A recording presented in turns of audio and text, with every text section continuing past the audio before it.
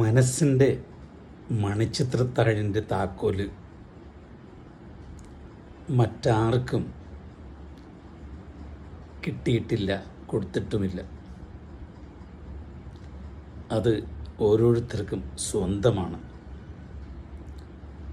പക്ഷേ നമ്മുടെ മനസ്സിലെ വേദനകളും മുറിവുകളും ഉണ്ടാവുമ്പോൾ നമുക്കത് ചിലപ്പോഴെങ്കിലും മറ്റുള്ളവരോട് പങ്കുവയ്ക്കേണ്ടി വരാറുണ്ട്.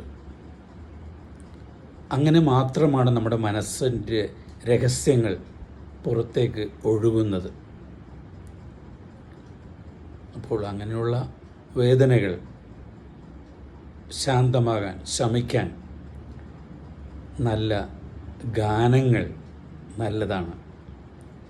പാടാൻ പറ്റുമെങ്കിൽ പാടാം.